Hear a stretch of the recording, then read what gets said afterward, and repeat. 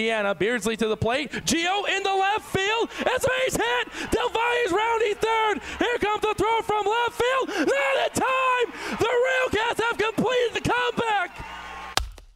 Hello, ladies and gentlemen, and welcome back to RailCats Talk. I'm Kyle Svedich, and the RailCats on a hot streak. I know this is going to be a little late. Again, Friday. I didn't really have, I had a little rough day at work, so I wasn't really that motivated to come home and record a podcast before the first game of the Winnipeg Series. So when I'm talking about, like, it's going to be like the last weeks where I kind of talked about the Lincoln Salt Dog game before the we got into the Kane County Series. I take that back. When it was the last Winnipeg game into Lincoln. It's late. All right, it's 11:30. I've been up since basically 4:30 this morning, and yeah, it's just been a day. Okay, so we're just gonna power through this one. Realistically, this team at this point going 8-2. Winning 3 series in a row, and I know I tweeted out that this was the first time in Lamar Rogers' era. For some odd reason, I don't know if I came home after the game and I took a shower and I wanted to write the RailCats quick minute real quick, and then I was like, let me see, because this team has been struggling in years past. I'm like, let me see how many series that they've actually won in a row, and I don't know if I just straight up missed, because I believe it was they played Kansas City and then they played Kane County, and sometimes when you get the K's in there, it kind of screws things up a little bit, the KAs, and it kind of really messes things up. So I might have just looked at it wrong. And also on the flip side, point streak, they flip-flop and they highlight who wins. So like it's easy to miss that. So I apologize on that front. I didn't mean to miss it. The RailCats actually did win 4 series in a row. Last year, it was, now that it's coming back to me, thank you, Chuck, for correcting my mistake, they would lose the one and they would win back-to-back games, and you go on from there. So going into Kane County is on top of the East. The RailCats are on a hot streak, and realistically, they're, they proved that they could compete and pitch with Winnipeg, and they were able to hit when it mattered with Winnipeg, because Winnipeg has one of the better staffs in the American Association. So I was like, all right, you got that hot, you kind of got that going, and then you're kind of redeeming yourself against Lincoln, because they were, they're towards the bottom, the barrel team. I mean, I think they're now like one of the worst teams in the American Association. So like you're gaining that back, and you kind of handled them pretty easily, except you lost a 1 game. And then Kane County's like, okay, listen, this is the series that is going to not dictate your season. I think it's going to put yourself on a scale of where you're at, and the offense, and it consistently, because you're looking at your starting pitching. And realistically, I believe in the 4-3 loss to Lincoln, if I'm not mistaken, Sanabria pitched and you gave up the 4 earned runs, and that was the first time in that series, or I should say the first time in that win streak or that hot streak window, that the starting pitching gave up more than 3 earned runs. So when you're looking at it outside of game 2, no, not even in game 2, because Chris Irwin of the game 2 of the Kane County Series, he went 5 scoreless innings, but I'll get to that in a second. I'm just updating you, kind of telling the storyline of going into this Kane County Series. Were they going to be able to compete? Were they going to be able to battle Kane County? Because it's not like Kane County doesn't have the pitching staff that they had in years past. I just think offensively as a team, Kane County and the way the RailCats been pitching was more a lack of, was the scales going to weigh itself out, and it did. Going into game one, you have the pitching matchup with Ty Tiedemann and Weston Murr, and Weston Murr, you're really expecting him kind of shut the RailCats down, and he didn't. He gave up 11 hits in 3 1/3 inning. And Ty Tiedemann pitched a really good game. He gave up 3 runs on 3 walks and 5 hits with 5 strikeouts. And that was something that was pointed out that Andrew was talking about, was how Ty Tiedemann, when he's pitching at home, he has a lot of strikeouts. And you look here, Kane County, 5 strikeouts. You go to Winnipeg, he only has 2 strikeouts. At home against Lincoln, 4 strikeouts. I mean, he had 4 strikeouts at Cleburne, but 7 strikeouts at home against Sioux Falls. Like, he seems to get more of the strikeouts at the Steelyard, but I just think sometimes it depends on the kind of day that he's having. He was more in the groove of things. I know he gave up in the second three runs, but this just showed that the team scores first, the RailCats score first, and then Ty gives up 3 runs, and then it's it from there. Like, it shuts it down, and you didn't give up that 4th run. You were able to keep it within a close proximity of what the game should be. And you have your pitchers that come in. Knapp comes in, he gives up 3 hits and 2 strikeouts. Grimm comes in, he does his job. Pinto comes in, does his job, and Josh Smith comes in and gets the save with 1 strikeout. And I mean, the 11 hits off the starting pitcher, and you would like to see, personally, is there's still a little bit of a lack of production as far as run production off of hits, because the RailCats had 11 hits, only scored 4 runs, and granted it's 3 less, but the RailCats give up 8 hits and Kane County scores 3 runs. Like, just the production aspect of, like, you expect 11 hits, you would kind of hope for a little bit would be a little bit more, but you had your 4th home run from Contreras, and you had 2 doubles from Contreras, or from Rincon and Basabe. Like, you don't get a lot more than extra base hits like that. Like Upshaw had a double, Randolph had 2 doubles, Smith had a double, Davis had a triple. Like, you got more of the extra base hits. And granted, they scored when they needed it, and the defense, like I said, the defense has been the most consistent throughout the whole season. And yeah, you're going to have your hiccups here and there, and I'll get into the hiccup aspect on game 2 of this series. But defensively, we've been pretty sound. I know it may not show in, like, the quote-unquote stat lines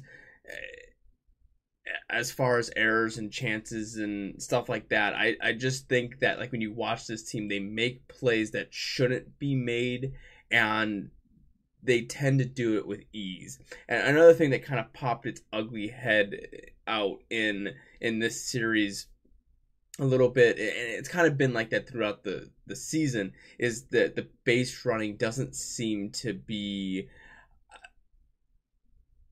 the best. And I don't know if it's the runners trying to make things happen, or if it's the third base coach just sending people to send people. I forget. I think it was Carlos Rincon in game 3 was sitting on second in the ball again, and even at Goldeyes, I wouldn't send him on this. Is if the ball's hit to shallow, not super shallow center field, but like where the center fielder's running up to make the play, and he had to run 10 feet or so to get the ball. Going from second to home, that's a tall task to ask. And in that situation, it really looked, I know I'm terrible with his name, the third base coach who should be Jason Carbonero. Yeah, Carbonero. Rincon, yeah, he has some speed. He's not super fast. He's not a super fast guy, but like, you just don't send him in that situation. And it seems like Jackson Fletter gets himself in that situation, and it's just like, we shouldn't be having needless problems, which we do. So backtracking to game one, I mean, this was just everyone except Valera and Castillo had hits in this game. And the production, you see Gio Diaz starting to turn things around. Carlos Rincon starting to turn things around. Jose Contreras is really starting to turn things around, and you're seeing the positives out of this lineup, and the momentum just keeps on going, and it just kind of trickles itself. Even going into game two. So the RailCats win that game 5-3. You go into game two, and it's a tale of two teams, tale of two tasks, tale of two stories in this game, right? So you have great starting pitching from Irwin and Summers, who both go 5 innings, and you get Irwin, who goes 5 innings and doesn't give up a run, gives up 5 hits, 5 strikeouts, and 2 walks. Summers, with this being a noon game and me working from 7 to 3, or 6 to 2, I don't remember what it was.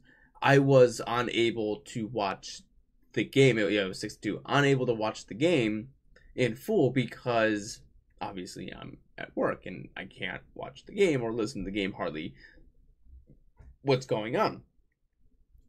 So I'm thinking at this point, when I'm looking at just Twitter and stuff like that, and I see the RailCats are up 5-3, I'm thinking no big deal, it's a tale, or 3-1, 5-3. I'm thinking, okay, that the pitching's going to kind of come in and it's going to shut things down. And it's kind of confusing that you have Carlos Sanabria that comes into a relief role and he gives up 3 hits on 1 run.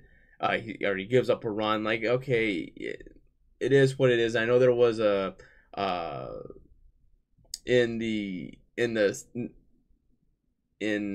the 9th inning when they scored 6 runs. There was a Marcos Gonzalez error, but like, when you look at the stat line itself, granted, Nate Alexander comes in, he gives up a ground rule double, and then you have an error by Marcos Gonzalez, and there's no outs at that point. And so, like, I get that the error could have potentially stopped some momentum, but it's nothing. Like, it was like one of those, like, it felt like it was a daunting task. Like, it just all fell apart after Marcos Gonzalez had that error, and it really wasn't like those. It was a throw that was sailed, and it's gonna happen. You see it from him, and that's what he does. He sometimes sails a throw because he throws very hard, and that's why I think some of the defensive plays that he's been able to make, and what the other fielders make, because they have stronger arms, and sometimes with stronger arms comes a little bit of inaccuracy, and you would rather take the reward, or you would rather risk it for the biscuit, because the reward is typically higher than most times than not. It was just one of those where it's like, you kind of chalk this up as, oh, this was just a bad game, and there was nothing really you were going to do about it, and life goes on. You're on this hot streak. You're facing Kane County. It happens. There's nothing major to the situation other than you lost the game and you got blown out. You just come in and you reel it in the next day. But that didn't happen. And this is what I think the real momentum changer and what this offense has been able to do. You go into the 9th and, Marcos Gonzalez gets on, and then he advances over to second on a wild pitch, and then he gets over to third because Jackson Valera grounds over, and then LG Castillo doubles and scores Gonzalez, and then Jose Contreras comes in and he singles to score LG Castillo. Then Francisco Del Valle doubles. to scoring Contreras to make it a 1-run game. And then with 2 outs and 2 strikes on him, Gio Diaz singles the left field and scores Francisco Del Valle to tie the game up. Like that was the epitome of like NASCAR racing, where like you could have slept through, like you're just like I'm good, I'm gonna sleep, I'm gonna watch like the first like couple laps, I'm gonna go to bed, and then I'm gonna wake up with like 20 laps left.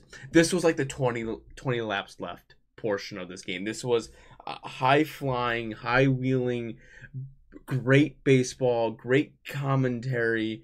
Everything just kind of came together for a game that could have just, been over in a couple hours. This was a 4-hour game. I got home and I watched 2 extra innings of baseball, and it was one of those situations where you were just like, wow, this team could probably, and if this team does this, the momentum just keep building, and you sweep the Kane County Cougars. Like, just imagine what kind of production you're going to get out of that, and it just keeps flowing. But in the end of the day, there's a couple things to dissect here. We already know that Lamar Rogers is going to value that. He believes that in his team, that if he needs 1 run, no matter what the situation, if he needs 1 run, then there's a runner sitting on second. That next guy that comes up, he's going to bunt the guy over, right? You just know it's going to happen. And, you get that with, Gonzalez bunting over Basabe, and then Jackson Valera singling and Basabe scoring from third. Like, you get that situation, and, LG Castillo, if it wasn't for, a double play, grinding on a double play, you might be in a different situation. But you didn't get that from King County. And some of this has to do with a little bit of not the best pitching from Denson Hall. He gives up 2 runs. Neither of them were earned because of the ghost runner. But you walk 2 people and you strike out 2 people, and it wasn't so much like it was the walking. It was you hit a handful of batters that led you to the situation. And when you have control issues in that situation, that's not going to help a lot of things, because you can't. I feel like this game should have been one of those, okay, listen, you put the ball in play and you let the defense make the plays. And it felt like in the high pressure situation, they crack under pressure. And not everyone, I should say everyone, but some, it feels like some of these pitchers crack under the pressure when the pressure's really there and you really need a key out. The defense is typically there to prevent that from happening. And it just feels like when they're there, there's just that one mistake or that one batter that gets hit, or that you lose. You're up 0-2, and then you end up walking the batter, and then you end up walking 2 batters, and it just kind of piles itself on. That's nor here nor there on that. But what I want to get into is when you go into the bottom of the 11th here, is it turns into one of those LG Castillo sitting on second base, and me personally I said to myself, I know that Lamar Rogers is going to have Contreras bunt over. But what if we don't do that, right? What if we let Contreras, who's been hot, who in the game itself was, at the time, was 2 for 5 with a run and 2 RBIs.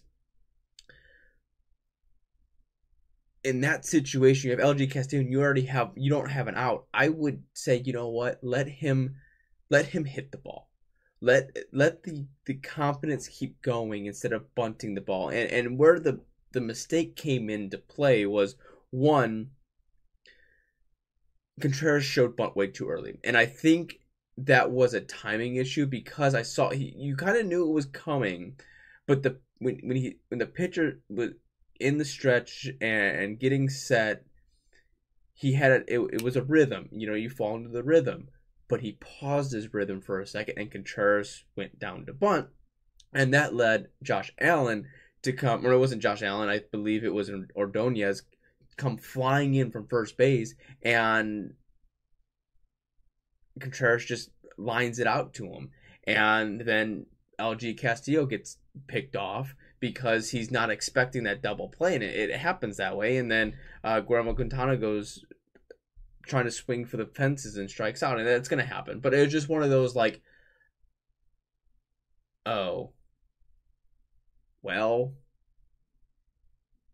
wish it didn't turn that way, but it did. But I guess I take that back. The LG didn't get doubled off.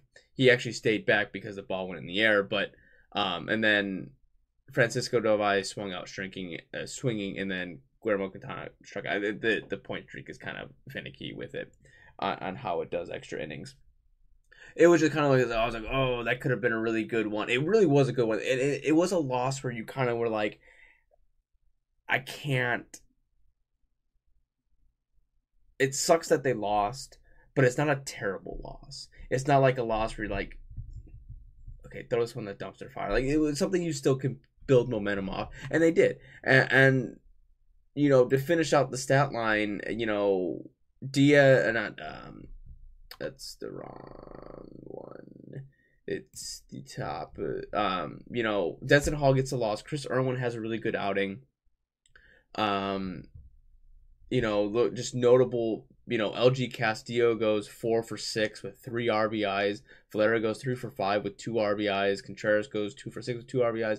Gio Diaz goes 3 for 6. Rincon goes 3 for 6. And, you get 2 walks from Marcos Gonzalez, who went 1 for 3, scored 2 runs. Like, you saw a lot of positives from here. And the other positive behind this is, Cooper Edwards was behind the plate, and Chris Irwin had a really good time. And the thing that hurts Edwards is his batting average. He's batting at .095. He's batting at 95. It's kind of hard because of the way, but a .095. He's getting walks, he's getting on base, but you have to have some kind of production. Yes, defensively, I think he's a tad bit better. I think he can throw more runners out. I think he calls a better game defensively. But when you look at Guillermo Quintana, what he's done, it's one of those situations where Quintana's not more or less going to lose his job. You're going to have to take the job from him. And Cooper Edwards just hasn't shown that quite yet. But most of the time when the win streak was going on, the 4-game win streak, who was behind the plate? Cooper Edwards was. When the pitching staff was doing well, who was behind the plate? Cooper Edwards was. And the pitching staff did well in this hot streak. It was just a bad game that the offense decided to pick them up, and they just ended up losing because they gave up one too many runs. This is the kind of fight that you wanted to see.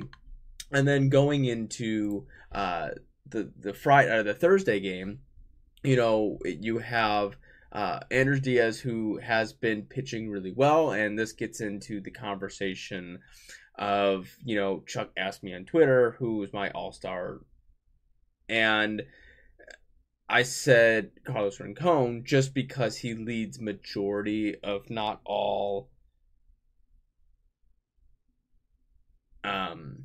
if not all, offensive categories. And not saying that Anders Diaz, I think Anders Diaz is going to be an all-star. There's no doubt in my mind. You look at his ERA, it's down to a 3.38. He's only had one game where he's given up 5 earned runs on 9 hits. He's pitched very well, and that's nothing to take away from him. I'm just saying, at that point, it was just the way Carlos Rincon's been playing. I mean, if you're giving me 2 options, Carlos Rincon, offense, and pitching, Andres Diaz. Like, there's no ifs, ands, and buts about it. Like, those would be the two. It just also would like to see Carlos Rincon in the home run derby. So, like, that's kind of why I want to see him there. Also, Jose Contreras would be a fun one as well. And then I just got an update before midnight that Backley's gone. So that's my feelings on that is he wasn't being utilized. Jose Contreras got hot. It's going to happen. It sucks to see that happen. I think Backley is a good left-handed batter, but when Contreras takes his batting average basically from let's see, at Lincoln, or I would say even going to Winnipeg. So the lowest of low was a 143 at Winnipeg. 143 in the matter of 9 games has now taken it at the time of like the end of the Kane County Series, a 292. Like, he's just he elevated his game. He had 5 games in a row where he had multi hits. Like, it was just one of those where he was catching fire, and you just didn't get that from Backley. Granted, there was times that Backley would start to catch fire and Lamar Rogers would take him out. I don't know, like, he was playing the matchups high. I was starting to say, why is Jose Contreras on the team? But he's starting to figure it out, and he's starting to figure it. He has the power, and he's producing. So that doesn't surprise me. And having a Howard Rodriguez, who we saw tonight, you needed to find a spot for him, because I think he can give you versatility in the locker room or in the game itself. So going into game 3, Kane County puts 2 up. It always seems like this kind of how the trend works is either RailCats score 2 runs or the opposing team scores 2 runs in like the first 2 innings. That's automatically chalk it up. That's how it's going to be.